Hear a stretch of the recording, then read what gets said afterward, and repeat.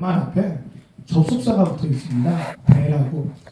이 배라는 말은 한글로 치면 그리고라는 말입니다. 그러니까 이 여호수아서는 정확하게 얘기하면 그리고 여호와 이동 모세가 죽은 후에. 그러니까 여호수아서는 앞에 있는 책하고 이어진 책이라는 것이죠. 신명기라는 책하고 이어져 있습니다.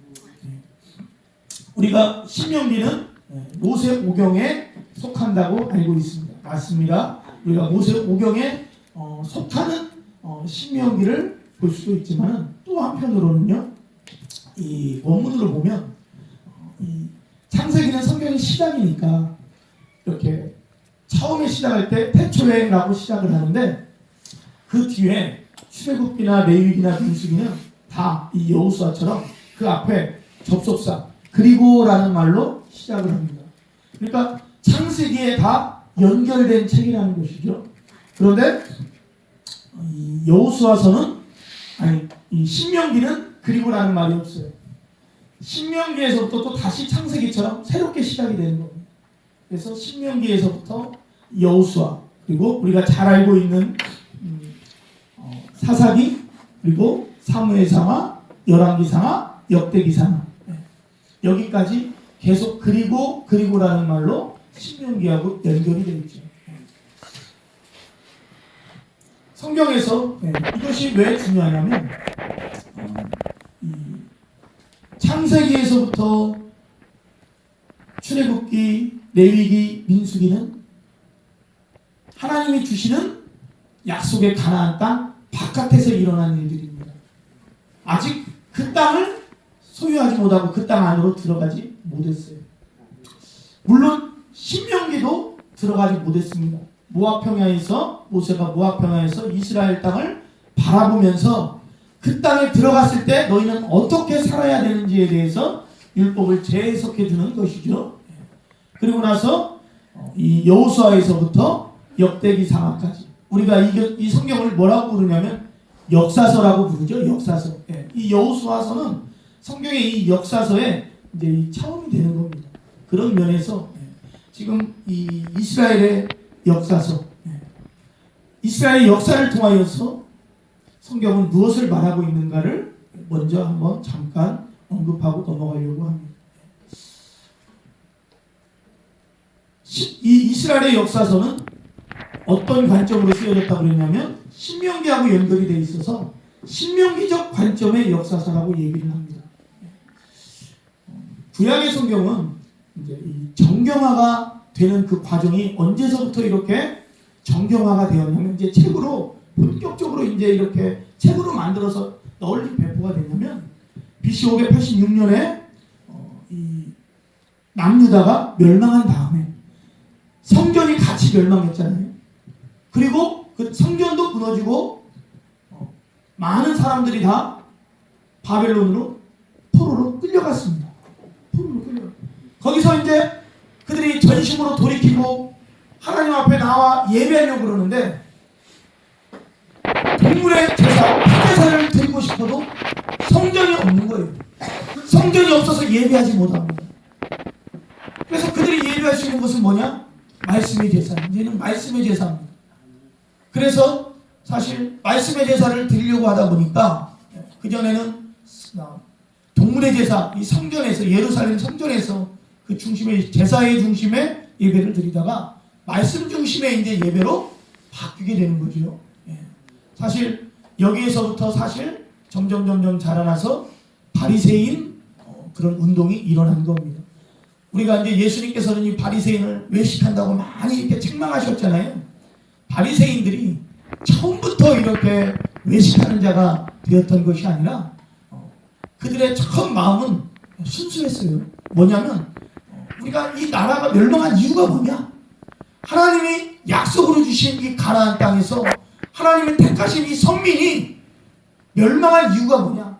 이방신을 섬기는 저 이방 나라한테 멸망한 이유가 뭐냐? 살아계신 하나님이 죽은 하나님이 아니신데 하나님이 살아계신데 우리가 이 멸망하는 이유가 뭐냐? 성전이 무너진 이유가 뭐냐? 그 나라를 뺏긴 이유가 뭐냐? 생각을 해보는 거예요. 성경을 정경화시키면서 널리 널리 퍼뜨리면서 바리새인은 그래서 깨닫기를 뭐를 깨달았냐면 우리에게 말씀이 없었다는 거예요. 하나님의 말씀 앞에. 그러니까 말씀에 대한 순종이 없었다는 거죠. 말씀. 그래서 그들에게 중심이 되었던 그 마음, 말씀으로 다시 돌아가자. 하나님 말씀으로 돌아가자.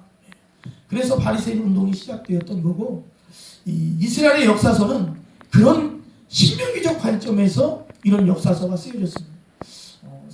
여호수아, 그다음에 사사기, 사무엘상하, 열왕기상하, 역대기상하, 이런 역사서를 보면 핵심은 딱 한 가지예요. 하나님 앞에 말씀에 순종하는 산 제사가 없었다는 거예요. 그동안 그 예배가 다 예레미야에서 7장에서도 선포했듯이 죽은 제사를 지냈습니다. 하나님이 기뻐하지 않는 제사, 그냥 몸만 왔다 갔다 하는 제사. 그래서 예레미야가 선포를 하죠. 하나님의 이 성전 앞에 나와서 예배하는 것도 하나님이 싫다했어요. 내 마당만 밟고 간다고, 더럽히고 간다고 얼마나 싫어했어요. 그럼에도 불구하고 그들은 하나님은 그 예배를 받지 않으신다고 그러는데 본인들은 하나님 앞에 은혜를 받았다고 그러면서 이것이 여호와의 성전이다, 여호와의 성전이다, 여호와의 성전이다 그러면서 본인들은 오히려 믿음의 확신에 가득 차 있죠. 그런데 선지자들의 많은 예언들 가운데서 그들이 예언했던 대로 이 이스라엘이 성전이 다 무너지고 나니까 이제서야 이 선지자들의 말씀이 들려오는 거예요. 그렇습니다. 우리도 마찬가지죠. 주변에서 아무리 성경적인 얘기를 해줘도 내 인생이 평안할 때는 안 들려옵니다. 안 들려와요. 언제 하나님 말씀이 들려와요? 내 인생이 공고해질 때, 내가 인생에서 고난 가운데 있을 때. 성경에서도 그럽니다. 네 인생이 곤고하거든 뭐 하라고 그래요? 네 인생을 돌아보라고 그랬어요.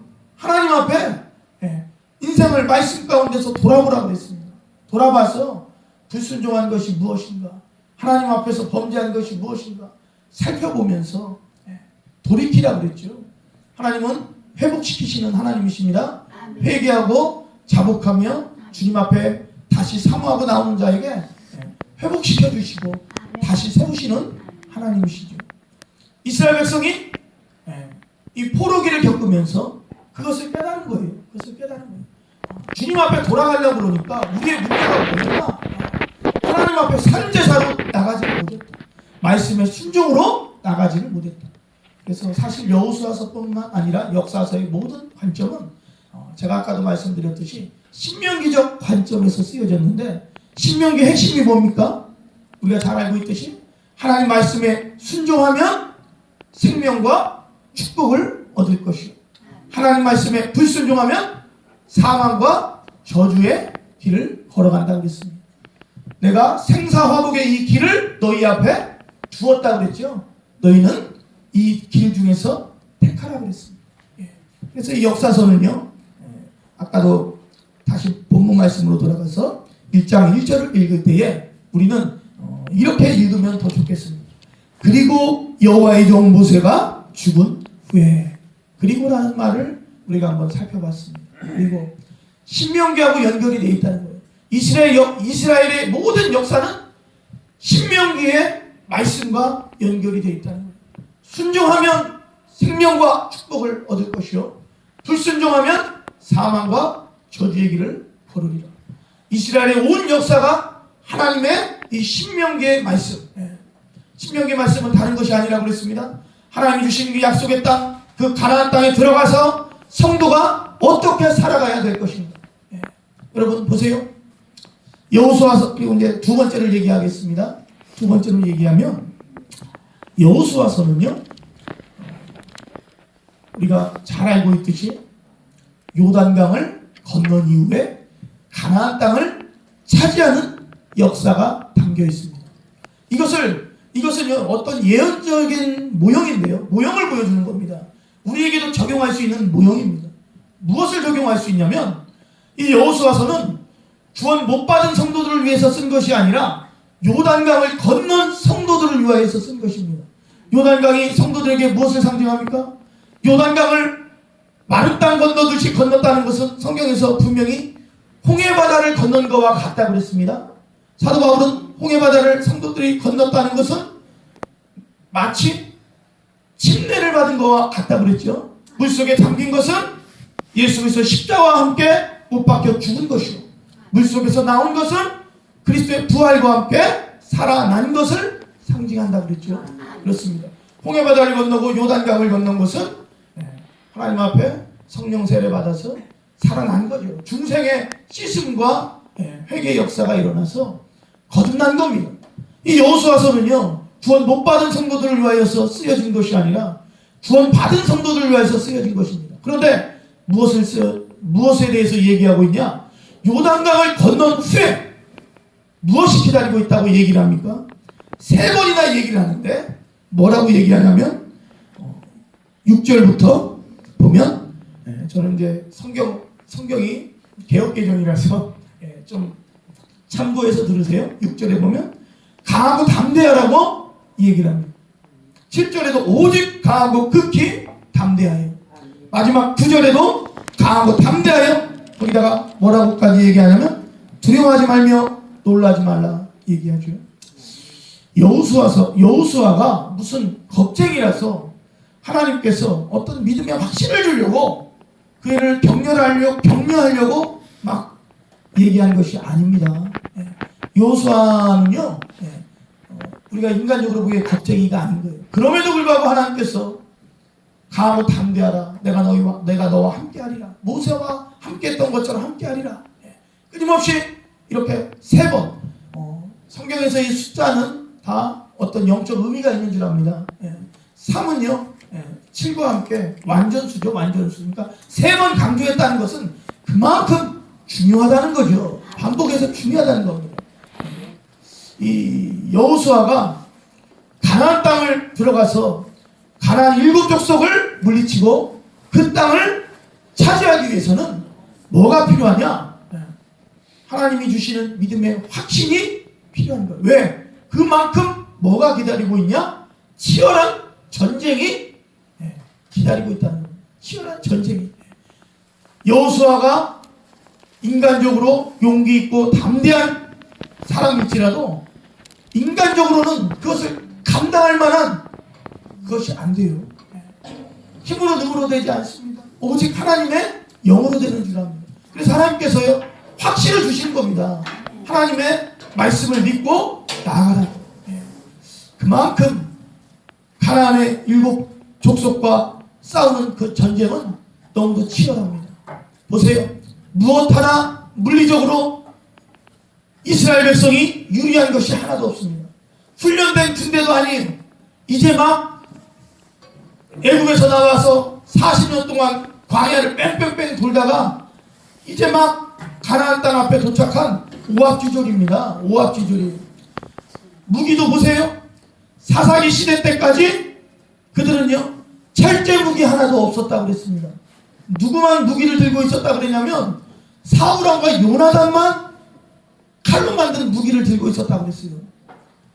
그러니까 이후에 수백 년까지도 무기 하나 없었어요. 곡괭이나 어떤 나무나 뭐 돌 막 이런 뾰족하게 가른 이런 것들로 전쟁에 나갔던 거예요. 군사훈련을 특별하게 받았던 것도 아닙니다.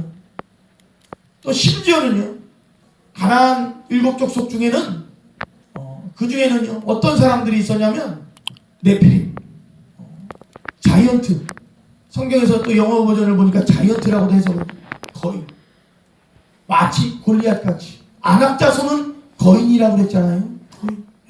그래서 정탐꾼을 보냈을 때에 그들에 비하면 우리는 메뚜기와 같다 그러죠. 성도 거인들이요, 성을 쌓으면요 얼마나 높이 쌓았는지 우리하고 규격이 다릅니다. 그래서 그들의 성벽을 보면 막 참 엄청나게 높아가지고 싸울 염두가 안 난다 그러죠. 잠깐 참고하라고 말씀을 드리는데, 우리가 잘 알고 있듯이 뭐 피라미드나 어디 뭐 이스타 섬에 있는 뭐 큰 이 거대한 이런 동상들, 세계 뭐 7대 불가사의 중에 하나잖아요. 수천 년 전에 과거에 어떻게 저 사람들이 그렇게 과학기술력도 발전하지 않았는데 그런 거대한 석축물들과 이 동상을 세웠을까? 예. 근데 많은 이제 사람들이 그것에 대해서 추리를 하잖아요. 확정된 것은 아닙니다. 추리입니다. 근데 그 중에 하나가 뭐냐면 상당히 좀 신빙성 있는 얘기인데 누구를 이용해서 지었다 그랬냐면 거인들을 통해서 지었다는 거예요. 네피림들, 블레셋, 이 골리앗 이런 사람들 같이 얼마나 힘이 세겠어요. 예. 이 가나안 땅에 이때 당시에 이 골리앗 같은 이런 사람들이 한두 명 있었다고 생각하지 마세요. 우리가 유튜브나 이런 동영상을 보면 이렇게 거인 유해들이 요즘에 곳곳에서 발견이 돼가지고 이렇게 찍어서 보여주는 그런 동영상들이 많습니다. 키가요, 막 진짜로 우리 막 두 배만 하고 막 그래요. 그런데 그런 것들이 막 엄청나게 뭐 수만 곳씩 발견이 된다는 거예요. 근데 그것들을 이제 내놓지는 않죠. 감춰요, 감춰. 왜 감추냐?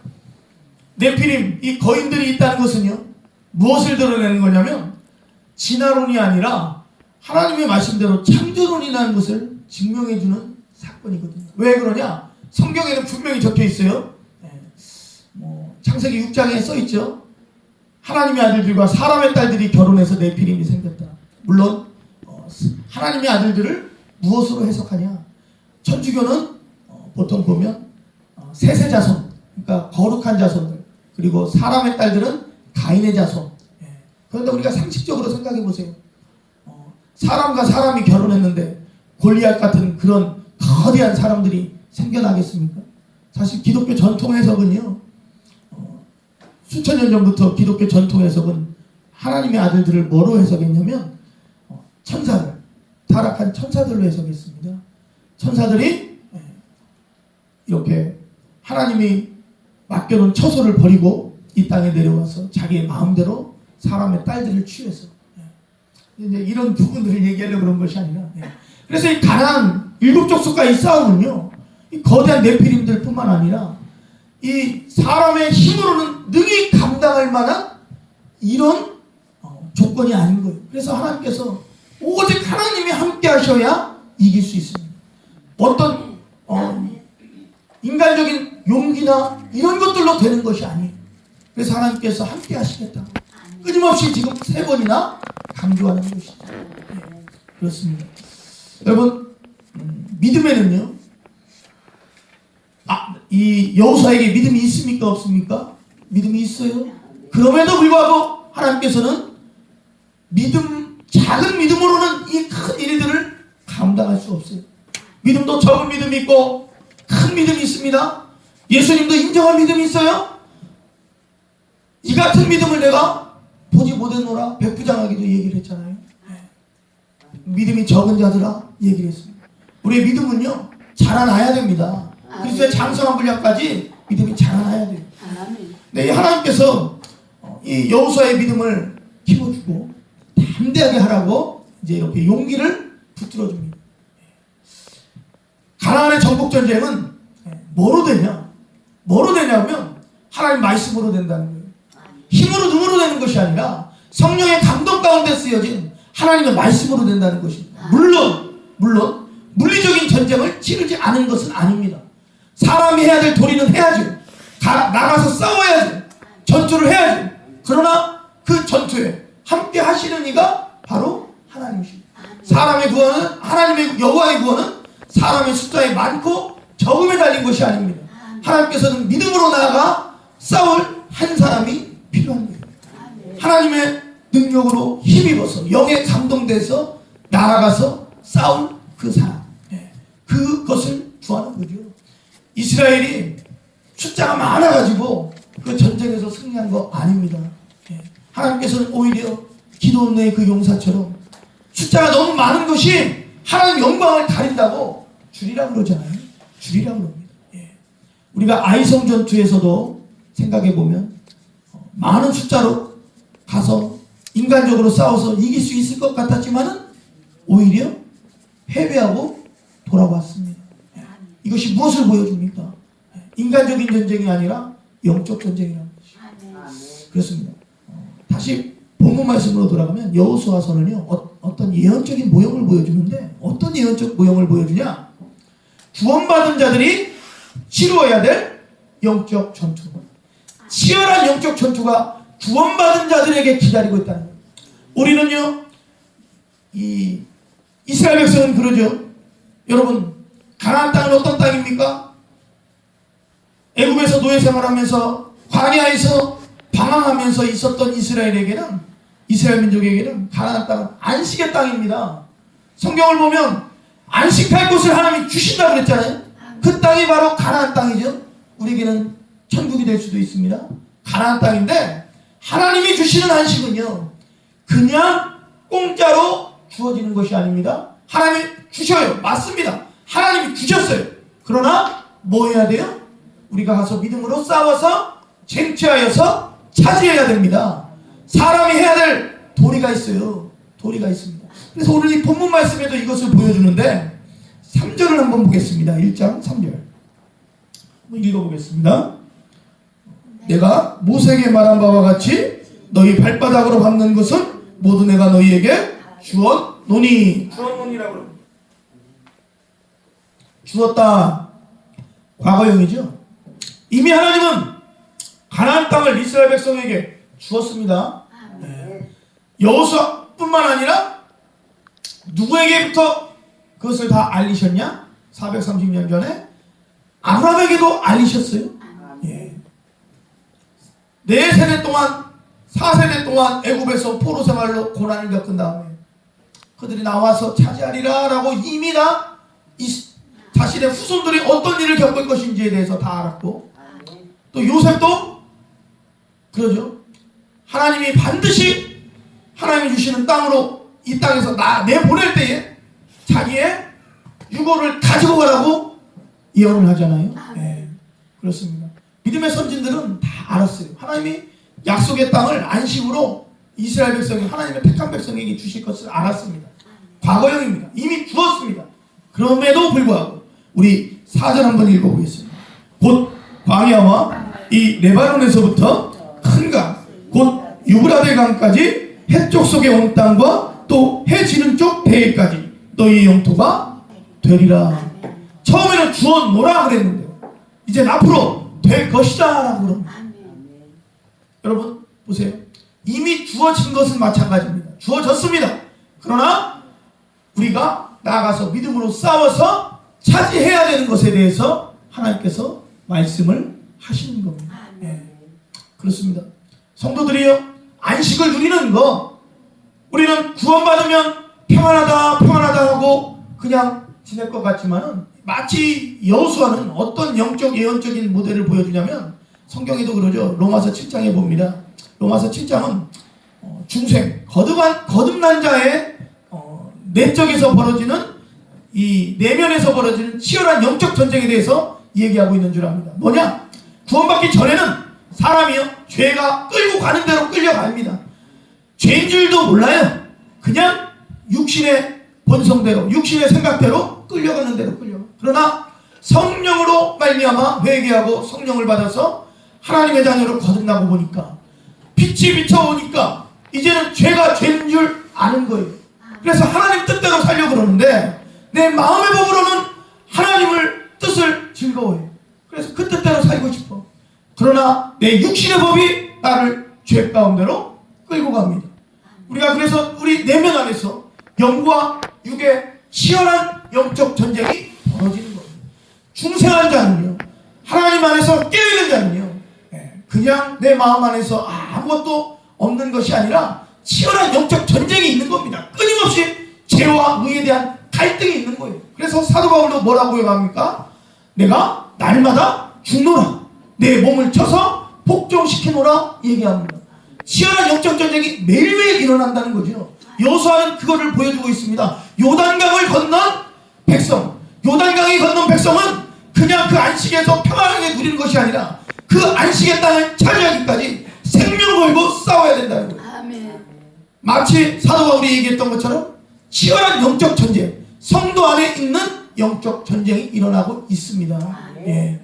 그러나 이 영적 전쟁은 우리가 이 영적 전쟁을 하면서 이기는 방법은 다른 것이 없어요. 하나님께서 뭐라고 그랬냐? 예. 여호수아에게 부탁을 하죠. 7절부터 8절만 우리가 같이 한번 읽어보겠습니다. 7절 8절. 오직 강하고 극히 담대하여 나의 종 모세가 내게 명령한 그 율법을 다 지켜 행하고 오로나 좌로나 치우치지 말고 그리하면 어디로 가든지 형통하리니 이 율법책을 내 입에서 떠나지 말게 하며 주야로 그것을 묵상하여 그 안에 기록된 대로 다 지켜 행하라. 그리하면 내 길이 평탄하게 될 것이며 내가 형통하리라. 주야로 하나님의 율법책을 묵상하면서 그 말씀에 순종하여서 지키면 이 전쟁에서 어떻게 된다는 거예요? 승리한다는 거예요. 어디로 가든지 하나님께서 형통케 하리라 말씀하셨습니다. 그렇습니다. 승리의 비결은 어디에 있는 것이냐? 물론 아까도 말씀드렸듯이 우리가 농사 지을 때에도 거두려면 반드시 심어야 됩니다. 하나님은 심지 않은 데서 거두게 하시는 불법의 하나님이 아니셔요. 농사 지어서 거두려면 내 손이 수고한 대로 먹으리라 그랬어요. 심어야 돼요. 그러나 심는 대로 거두게 하시는데 우리 하나님께서는 어떻게 거두게 하셔요? 30배, 60배, 100배로 거두게 하셔요. 그러니까 물리적으로 하지만 그 위에 영적인 법칙이 있는 것이죠. 예. 여호수아가 나가서 물리적으로 전쟁을 하지만은 그 위에 영적 전쟁이 본질이라는 겁니다. 그래서 우리의 싸움은 혈과 육의 싸움이 아니라고 그랬습니다. 혈과 육의 싸움이 아니라 물론 혈과 육으로 싸우는 것 같지만은 오늘날도 보세요. 정치 돌아가는 정치판부터 시작해서 모든 이런 일들 그냥 우리는 혈과 육의 어떤 사상과 이념이라고 생각하지만 그 위에 뭡니까? 영적인 것이 있는 겁니다. 지금 이 마귀들의 이 싸움과 그리고 성도들 이 싸움이 있는 것이죠. 있는 것입니다. 우리가 이것을 알아야 됩니다. 그래서 성도들에게 지금 여호수아는 계속해서 무엇을 얘기하고 있냐? 너 구원받았다고 평안하게 있는 거 아니라는 거예요. 목숨 걸고 나아가서 싸워야 된다는 거예요. 그래서 하나님이 주신 기업의 땅, 안식의 땅을 차지하기까지 싸워야 된다는 거예요. 사도 바울은 그랬어요. 죽기까지 싸우라고 그랬습니다. 너희가 아직 죄와 싸우되 죽기까지는 피 흘려 죽기까지는 싸우지 않았다고 그랬습니다. 피 흘려 죽기까지 싸우는 거예요. 이 땅에서는 예수님도 그래서 말씀하셨죠. 십자가의 고난이라고 그랬습니다. 왜 좁은 문 좁은 길이라고 그랬겠습니까? 무슨 물리적으로만 힘들어서 그랬겠어요? 물리적으로도 압박이 있지만은요, 영적인 내면도 끊임없이 싸움이 있는 거죠. 영국 간의 싸움이 있습니다. 얼마나 그것이 치열한지 좁은 문 좁은 길이라고 했어요. 여러분, 그런데 어느새 성도들이요 요단강을 건너고 나면 여호수아처럼 나가서 목숨 걸고 싸워야 되는데 이 다음 세대를 보세요. 여호수아가 죽고 나서 사사기 시대 때 바로 어떻게 합니까? 여호수아가 점령한 그 땅 뒤로 더 나아가지를 못해요. 왜 나아가지를 못합니까? 골짜기에 있는 족속들, 산 위에 있는 족속들, 그들은 철병거를 가지고 있어요. 그리고 이미 차지한 것만 가지고도 충분히 살 수 있을 것 같아. 더 굳이 싸워가지고 더 힘든 대상들인데 산 골짜기까지 올라가서 저들하고 싸우려면 피곤해. 내가 그냥 가진 것들로 만족하면서 살 수 있을 것 같아. 그러나 우리 주님께서는, 하나님께서는 뭐라고 말씀하셨어요? 다 직면하라고 얘기했습니다. 끝까지 나아가라고 그랬는데 나아가지라. 그리고 그들과 동거합니다. 타협합니다. 그렇게 말씀했죠. 너희의 딸과 아들들을 주고받지 말고 이방인들과 혼인하지 말라고 했어요. 그런데 어느새 그들을 놔두더니 거기서 있었던 것이 그대로 멈춰서는 것이 아니라 서로 통혼합니다. 주고받아요. 그러면서 물리적으로 이렇게 주고받다 보니까 이제는 뭐까지 들어옵니까? 우상까지 들어오게 되는 거죠. 그래서 결국에는 우상 앞에 절하게 되고 그들이 어떻게 됐어요? 가나안 땅에서 토해내게 우상 숭배하면 하나님이 이 땅은 거룩한 즉 그 땅에서 토해내버린다고 그랬잖아요. 그 말씀대로 이루어진 것 아니겠습니까? 그렇습니다, 주님. 여러분 보세요. 하나님께서는요 여호수아처럼 우리가 요단강을 건넌 다음에 치열한 영적 전쟁하기를 원하십니다.